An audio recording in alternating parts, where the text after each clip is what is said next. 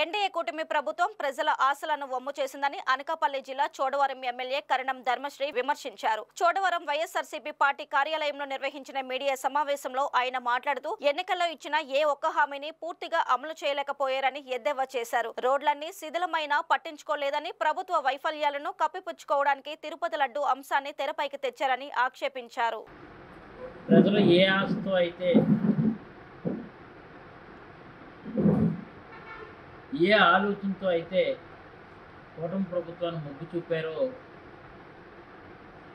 కనీసం 1% కూడా ఏకాగ్రత ఈ కొత్త ప్రభుత్వం వచ్చాక పాటించలేనటువంటి పరిస్థితి కళ్ళ కట్టినట్టు కనిపిస్తుంది. 4 నెలలు గడిచిపోయే ప్రజలందరూ ఆశతో ఎదురు చూశారు. కూటమి ప్రభుత్వం వచ్చింది, రోడ్లు ఒక అద్భుతంగా మారుతుంది. జగన్ ప్రభుత్వం కేవలం సంక్షేమానికే పెద్దపీట వేసింది, రోడ్ల విషయంలో నిర్లక్ష్యం చేసింది అనే ఒక ప్రతికూలమైనటువంటి ఆలోచనతోటే కూటమి ప్రభుత్వానికి అవకాశం కల్పించారు. అవకాశాన్ని ఆశాభంగం చేసి లేనిపోని కేవలం ప్రజలను తప్పుతో పట్టించడం కోసమే తిరుపతి లడ్డూపై రగడ సృష్టించడం కానీ, ఒక పవిత్రమైనటువంటి ఒక ప్రతిష్టాత్మకమైనటువంటి ప్రపంచ దేశాల్లోనే పవిత్రమైనటువంటి ప్రసాదంగా భావించే లడ్డూపై 1 నెల రోజులు కాలయాపన చేస్తూ సుప్రీంకోర్టు ముట్టికాయలు వేసిన తర్వాత కూడా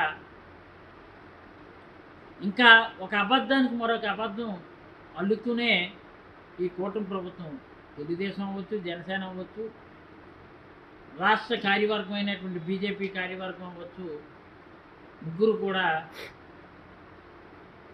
ఒక బుర్రకథ బ్యాచీలాగా మధ్య పాటగాడు వెనకాతలో పక్క డోలు ఒక తాళం వేస్తున్నట్టు ముగ్గురు ప్రజల్ని తప్పుతో పట్టించడమే లక్ష్యంగా పెట్టుకున్నారు తప్ప, తప్పు జరిగింది వెంకన్న బాబుకే క్షమాపణ కోరి ఏదో జరిగింది, ఆ రోజు ఉన్నటువంటి ఈవో సాక్షాత్తు మేము కల్తీ నెయ్యిని వాడలేదు,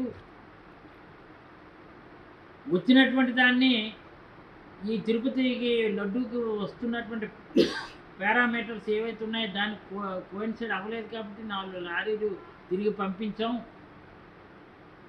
అని చెప్పిన తర్వాత కూడా ఇంకా తొందరపడి దేవుణ్ణి కూడా రాజకీయంగా మలుచుకుందామని చంద్రబాబు చేసినటువంటి ఎత్తుగడ